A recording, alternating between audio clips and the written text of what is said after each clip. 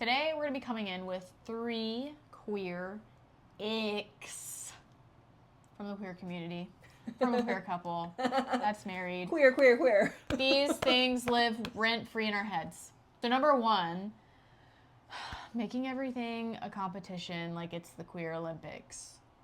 What we mean by that is who basically, I think some queer people get together and they start talking about who's the biggest victim. I said it. Yeah, who's the most oppressed? Yeah, who has it the worst? Who's the most queer? Who's the most victimized? Who's had the worst queer experiences? Yeah. It's like a one-upping on darkness, and that's super depressing. Didn't you used to do that? No, so I literally did this, and that's why I'm talking about it, because I'm talking to my younger self. So if you didn't know, I'm queer, I'm a woman, I'm a cis woman, and I'm also mixed with Black, white, and Mexican. So I would get on my high horse, my soapbox, and just start talking about how terrible I had it and how much of a victim I am, and because I'm a woman, because I'm a mixed woman, because, you know, I'm mixed with Black, like, that just makes me be treated so poorly in society. And yes, have I had experiences of racism, of people like blatantly to my face calling me the N-word, discriminated against me, like not wanting to date me because I'm Black? Yes, like that's real. I'm not minimizing my own darkness, the racism that I've experienced or what you've experienced. That's not the point of this. The point is that to make it your whole identity and to just focus on how terrible you've had it, and to get into like almost arguments with other people about who has it the worst. That's an interesting thing to focus on, right? Because the more that we focus on that, the bigger that it becomes. That's just science. So why don't we focus on something more empowering?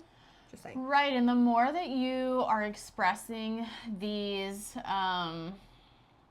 terrible experiences, the more that you're going to continue to attract terrible experiences into your life. So if you're walking around and you're like, oh my God, I'm such a queer victim, you're going to continue to be that. You're going to continue to have people come into your aura and be negative. Yeah. You're just going to keep attracting that. Yeah. And not to say that if you focus on the positive and more empowering things, that nothing bad will happen to you, that you'll never be, discriminated against again. Like, that's probably not going to happen. But you probably will experience less of it, because that's exactly what I did.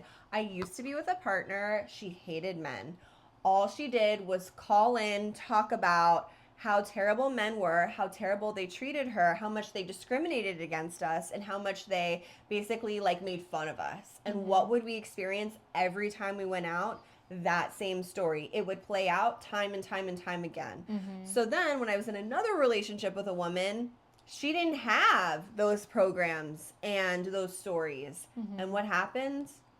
Nothing. Not really much of anything. We would get some weird, the typical stuff, but it was nothing like the level to what I had experienced with the person who had all those stories. So, food for thought. Number 2, the cancel culture in the queer community is running rampant. I feel like there's no grace. And I've said this in our previous video, and we can link that below, but it's like, we're supposed to be this community of love and acceptance, but the second that you misstep or you don't say the correct terminology, you're just crucified for it. And it's like the love and acceptance is out the window, and it's like, what the hell? Yeah, it's pretty intense. There's not a lot of grace given. I've experienced this from like other queer people myself, and I didn't even really like misstep or say like the wrong thing. Someone was just like trying to catch me in something, like waiting for something, and like,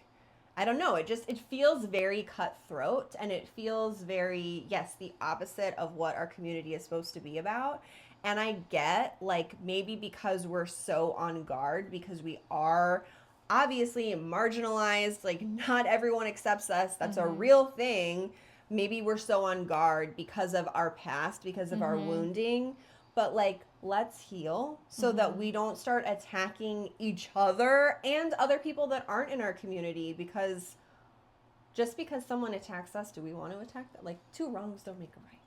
Right, and just being aware, if you are a person who gets super offended really easily, and you're triggered by something that somebody says, just having that awareness of okay, and like just getting curious with yourself. Okay, why am I feeling so intensely about this? Why am I wanting to just like go for the jugular on this person?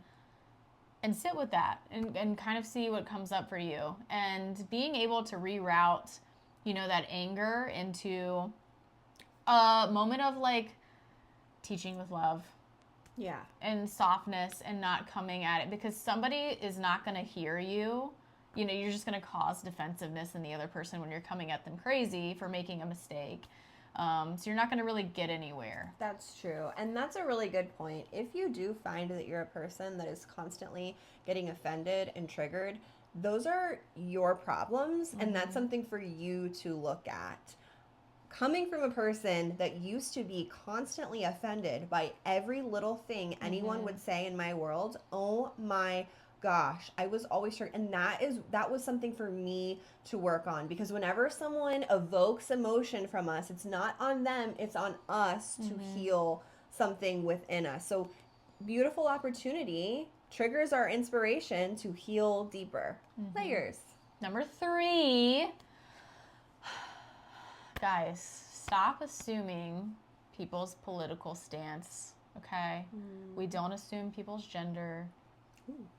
So let's not assume people's political stance, and let's not exile them for where they stand. Let's be respectful of everyone, because that's what our community is all about. We're allowed to like have different beliefs and viewpoints and opinions, and we can still respect one another, even though we might not agree with, even if it makes us angry for whatever reason. Like, I remember you told me a story about you were like posting in like this lesbian Facebook group, and one woman had basically come out and said that she was a Republican, and she got crucified online in this group for being a Republican. Like, what? She was just looking for somebody to like knit with. That's so sweet and wholesome. It was really sweet, wholesome. She was just looking for like other queer friends in the community, and she was like, I'm going to come out and just say like my political stance, because I know it's going to come up in conversation. I don't want to make anybody uncomfortable. And people were so rude, so nasty to her that, they ended up having to take the whole post down because of how terrible people were being to her. And that's not to say that like we're Republican. We're not, but we're also not liberal, and we're kind of in the middle, right? We see both sides. Yeah, I'm nothing. I don't really like to label, like, I just say, like, I see both sides. Yeah, and I'm not political at all. I actually don't really see both sides, because I'm an alien weirdo, and I just don't believe in the system at all, and come for me if you'd like. But this is my truth, and this is my platform, and I'm allowed to express that. Right. And I'm also, like, being a light for other people in the queer community, where you're very pressured to take a political stance, assumed to have a certain political stance, and maybe you don't feel it. Like, you're just like, I don't really care. Like, I care about humanity. I care about people. I care about the earth, the world, the sun, the stars. I care about all of that. But this system right here is really messed up, and I don't want to participate in this. You are my people. It's all rigged. It's all rigged. Yeah. Truly, it's all rigged. We are living in a matrix. It is all by design. It's two wings of the same bird. Keeping us separated is what keeps the people in power that are in power. And the more that we unite and come together as a united front, the more that we could take back the world and humanity and actually make America healthy again. So, woo, she said it. Mic drop. So if you liked this video, please like it, hit the subscribe button, and as always, take what you need, leave the rest, and go love yourself.